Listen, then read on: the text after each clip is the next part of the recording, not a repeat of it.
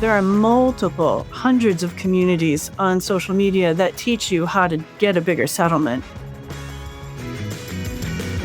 Hello, my name is Jason Reichl, and you're listening to Risk Management Brick by Brick. I'm fascinated with people who are helping build and maintain the physical world around us. On each episode of this podcast, we'll dive in with a risk manager, speak to them about how technology plays a role in this process.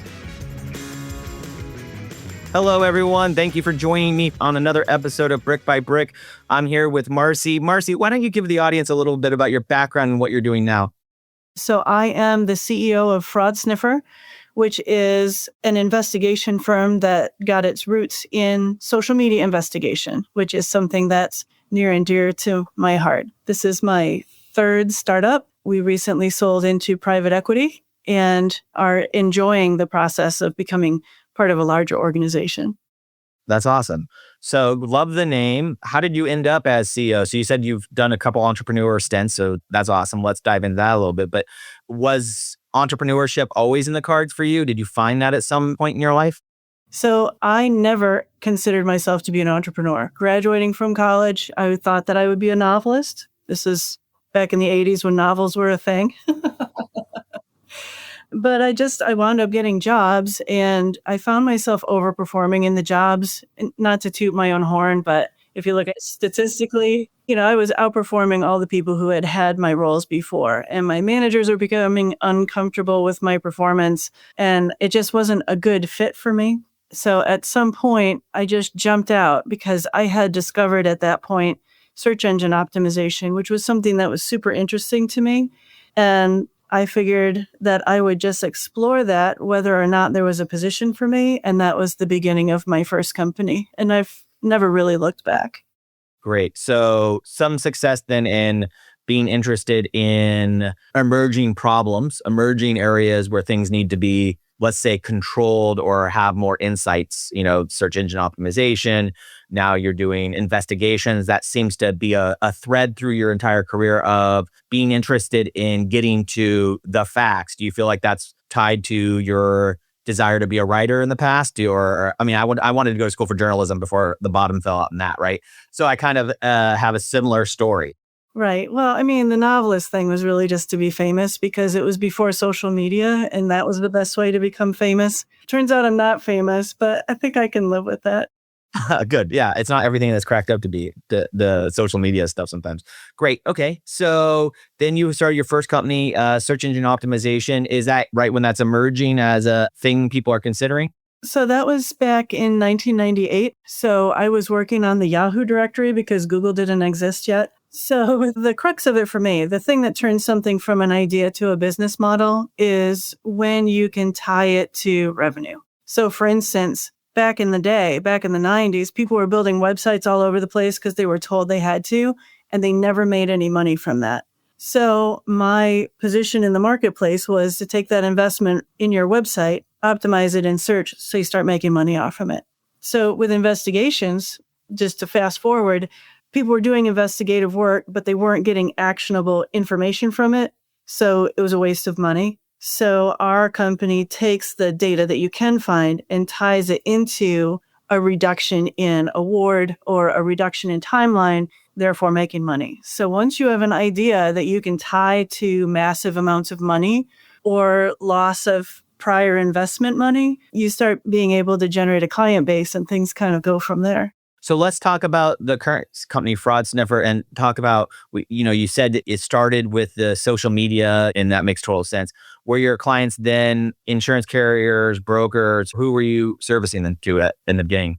Our first client was somebody on the front lines. So a risk manager from self-insured, or I think they were a high deductible insured. But it was their own company money on the line for all of these claims that were just taking years and years and years to resolve.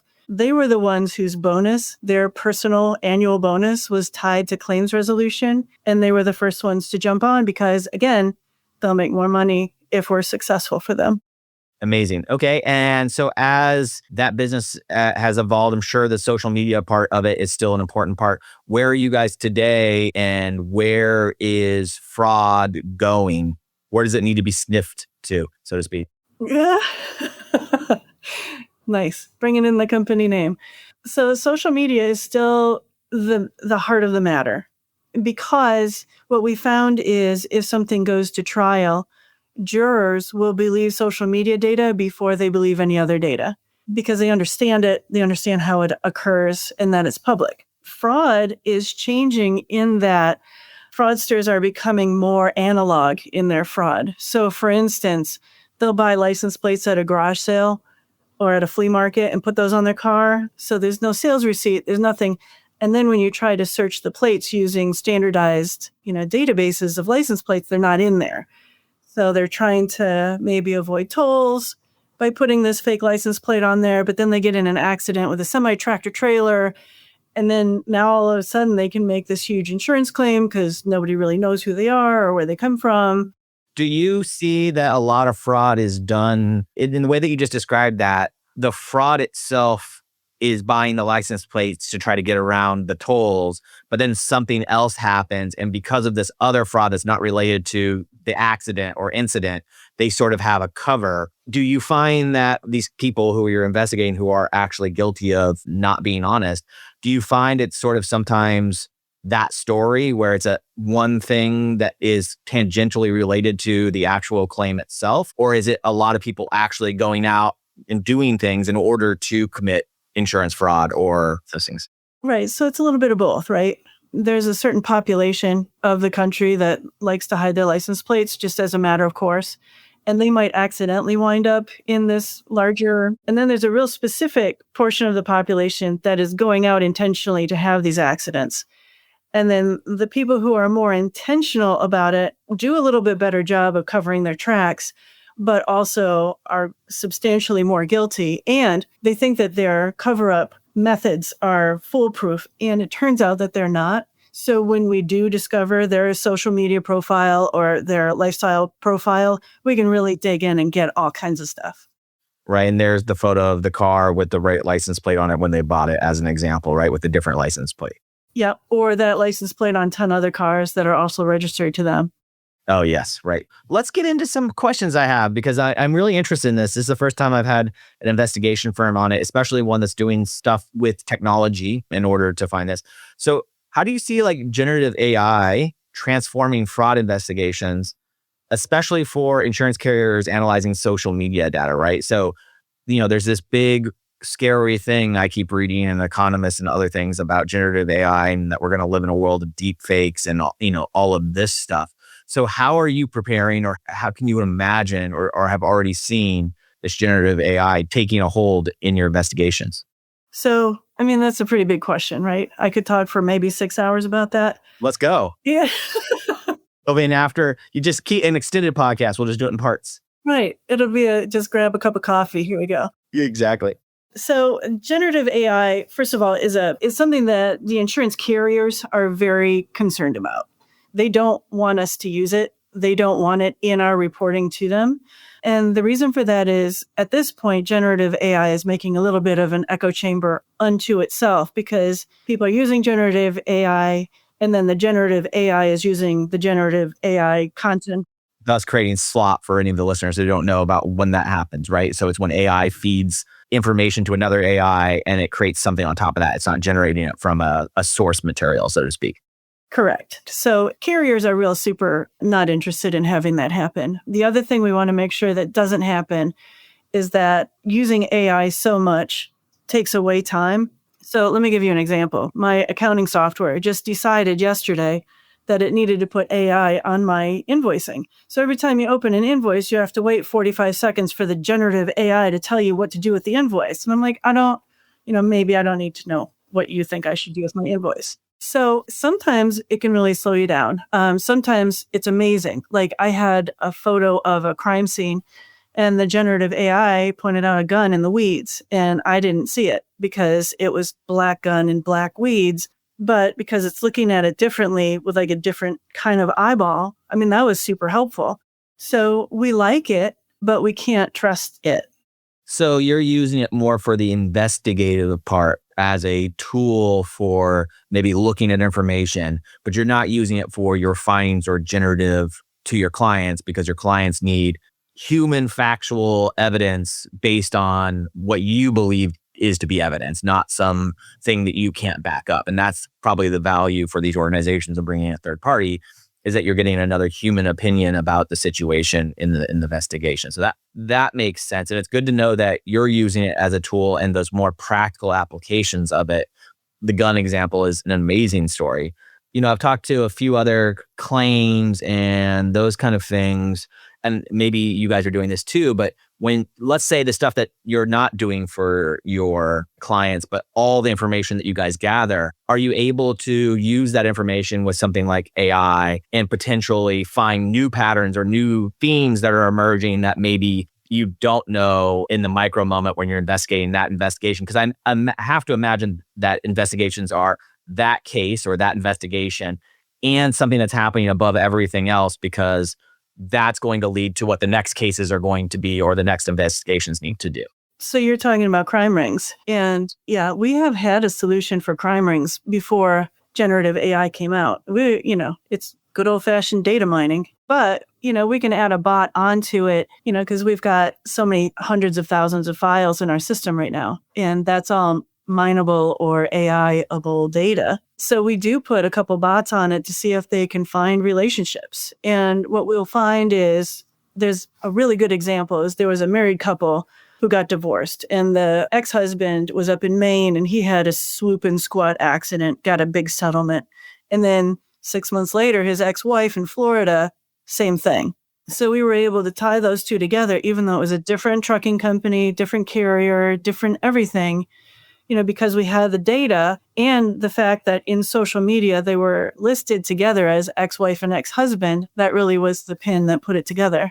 Now, in that case, as you go, and maybe you can't talk about this part of it, but just because it's so interesting, taking it back to the writing aspect that we were talking about earlier, were those two people working together to defraud this, or was there someone that had this defrauding incident and then because they saw the windfall, then a similar thing happens there? Does social media create these ideas and put these ideas in people's heads, I guess, is the bigger question I'm asking. Oh, yeah. There's a whole community. There are multiple hundreds of communities on social media that teach you how to get a bigger settlement. Most of those have been launched by plaintiffs' attorneys who are looking for new clients. So they'll tell you if you've had any kind of fender bender, even if they just, scratch the side mirror on your car, you can get, $1 million out of it. You can get a perm total loss out of that. And then they coach how to start your claim, what to say to the adjusters, and on and on and on and on. So that does exist. It's kind of like an agent for fraud in a way, right? Like they're telling you all the right things to say. They're coaching you so that you can get the most out of it. Now, I have to imagine that if you're taking a double-edged sword there, it's not all fraud. I mean, sure, some of that stuff exists because people didn't understand these systems that they were getting themselves into, and potentially they did need help to get what they needed out of the insurance company for the accident or claim that they were in. But then it was so lucrative, these mechanisms, that then other people started using them and actually putting fraud in place, right?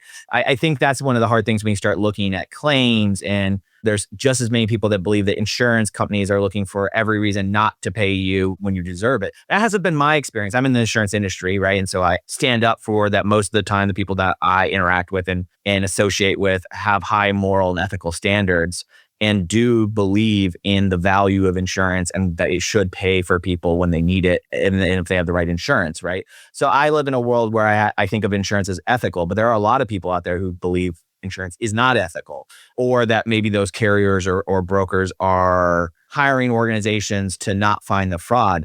In reality, what I find is it very much is about trying to not allow the bad apples who are doing fraud to get into the system and mess up your actuary model and do all these things for the insurance carriers that then increase premiums for everyone.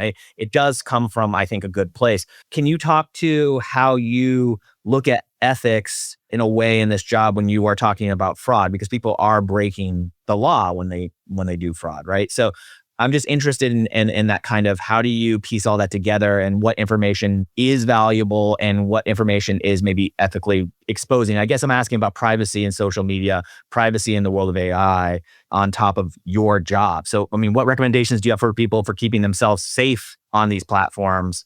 Let me take it back a little bit first. Let's talk about the investigation and the insurance perspective and the claimant perspective. Our system and our heart is in truth. We are not in the business of life ruining. We're not in the business of being on anybody's side. To be perfectly candid, you can't be an ethical investigator if you're on somebody's side. So as an ethical investigation company, we take all the information that we find, warts and all. If it shows that the claimant is genuinely injured and has a solid, stable family life, especially if there was a death in the claim, anything that is about the claim or the family or anything that's relevant, we put it all in there. Sometimes it's not in the best interest of our client to receive that information, but we can't not deliver that. So in the instance where someone is not super interested in recovering from their injury, we also have a lot of off-ramps that we provide. So for instance, if they're talking to a plaintiff's attorney and the plaintiff's attorney is encouraging them to prolong their injury, our reporting gives an off-ramp for that claimant to stop it. So for instance, we call them table sliders. It's photos and ongoing pieces of information because, as you know, social media is ongoing. So a claim can take, 2 years to resolve sometimes. And in the middle, the adjuster can run an update from our system. And if it shows the claimant riding a bicycle, for example, the adjuster has the opportunity then to email them that picture and say, hey, saw this, how you feeling? Which gives that claimant an off-ramp. Oh, I'm feeling better. Maybe it's time to close the claim. Or, yeah, I rode my bicycle, but the next day I felt terrible. So with that kind of ongoing dialogue during the claim, with visual, media, it helps to make everybody a little bit more honest. Yeah, it feels a lot like the world of mediation in a way, right? You're bringing the evidence so that mediation can happen, holding both sides up to some ethical standard, which is something that I really value about third-party investigation firms who are ethical and why I wanted to bring this up in this conversation. Because I think that's a incredibly important element that makes the insurance industry work, which is when you insure someone and then someone has something happen, those two parties can sometimes be in a disagreement on what is the fair and ethical thing to do in that situation. And I think you need mediators, investigators, all of these things in order to come to a good conclusion for everyone, right? And hopefully it's not fraud. And if everyone's ethical, then hopefully we never get to court. Because once you get to court, it's anybody's game. That it becomes a different thing, right? Let's talk about how in your journey and even in this company, how have things really matured and what kind of advice are you giving to your clients now around how can they position themselves or ready themselves for what's going to be the next set of fraud? Well, what we're telling them is investigate everybody. It used to be we would only investigate the plaintiff or we would only investigate the claimant. I think we should investigate all the doctors that they're treating with, all of the witnesses that are showing up for a court case, all the expert witnesses, for sure we should be investigating. Just taking a look at every single player and the personal relationships between those players can be really illuminating. I think that's interesting. So expanding the scope of the investigation because there's a lot of players. When you say that, I have a question about you. So I've interviewed safety personnel, I've interviewed police officers, ex-Marines, and a lot of their careers have really influenced the way that they look at the world. Has doing this job and running this organization influenced the way that you look at people, or is it in a positive light? Is it in a negative light? Being interested in that truth, how has your worldview changed since you've been CEO of this company and on this journey with what you're doing with this organization? Well, there's two things. First of all, I'm very, very cautious of what I put online. And I'm very cautious for my kids and give them a lot of advice about what not to do. Second piece, I can't listen to rap music anymore because most of the claimants who are malingering are trying to start a rap career. And they're doing all these YouTube videos, and it's really bad rap. Oh, yeah. That sounds painful. I love that. You want to play a game of Risky or Too Risky with me? Let's do it. Okay. So I have a set of questions that are here that are about the world that you exist in. And if you find the thing risky or too risky, and sometimes that will change. So I'll give you the example. Should we empower AI to flag patterns that aren't technically illegal, but look suspicious? Where does ethical oversight come in? Is that risky or irresponsible to allow AI to flag patterns that aren't technically illegal, but look suspicious? Oh, no, I think they should absolutely do that. You think that's a responsible use of AI? Yeah, as long as there's a human review, obviously. What about profiling potential fraudsters before a crime? Risky or necessary? Dumb. So you don't believe that we should be headed to a world with AI being like precognitive, Minority Report style, that. No. There is a good use of this that I just hosted someone on the podcast who they have AI technology in factories, and the cameras watch people. And if someone's slouching over, it, alerts the foreman that, hey, that person might need to take a break because they're more likely to have an accident, right? So that is precognitive, but it's not fraud, right? It's done for the active safety. So maybe there's still room in this world for AI, I think, to maybe potentially pattern out things and alert people, but maybe not in the world of fraud. Maybe we should not do that. I mean, just real quick, think about the numbers. They'd have to be looking at absolutely everyone in the United States, because at any time, any of us could have that accident. Yeah, there's a lot of conversations happening in some of the forums I'm on about putting AI in traffic, every cam being put into every stoplight, right? Which already happens. We can already, I've been on a couple cases where, we're looking at footage taken from traffic control essentially, but putting AI on top of it to be like, hey, this person's ran this yellow light and this yellow light. Oh, we should start following them is kind of, I think, where this thing is coming up, where I wanted to kind of get your opinion on it. And those are all really good examples. I was taking it from the perspective of, is this person likely to malinger on an injury? It would be difficult to quantify that. Replacing whistleblowers with AI, risky or efficient? Oh, efficient. Does that mean the government should put AI to look for these examples on businesses' tax returns? Wow, that's going to be a really crazy next 10 years that we live in, I think, around how do we get regulatory AI in place? Not just how do we regulate AI, but how do we then use AI to regulate things that we want to regulate, but we don't have the human capacity to do? The flip side of it is, if the AI makes a mistake, there has to be an appeals process. Exactly. Yeah. That is kind of where we need to get to. This is not something I think you believe in, but there's a lot of claim management tools out there, or claim tools out there right now that say, hey, don't ever touch this claim. We'll make a decision on it. So not disclosing when AI makes the call to deny a claim, is that risky or strategic silence? Not disclosing when AI makes a decision? Yeah, on a claim. So this is more about claims and things like that, because we have a lot of people asking about, oh, well, I don't even need humans to review my claims anymore. I'll just use this AI model to review the claim, and it will make a determination if it needs to go to a human or not.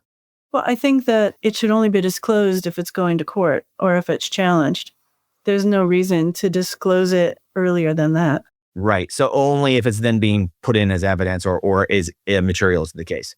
For sure. Yeah. I know that you have a co-founder in your brother. So building a company with your brother, risky or rewarding? A little bit of both. I got to know him a lot better. As you get older, your relationships with your siblings can get a little bit stale or distant. Yeah, not happening when you work with them, right? Yeah, we've been on the phone with each other every 2 hours for the last 13 years. So I know him better than I ever have before. So that's been a real highlight. The reward has been, that we've had a real frictionless relationship. The risk is, if things don't go super well, it has a lot of extra ramifications. So it kind of puts you on your best behavior, right?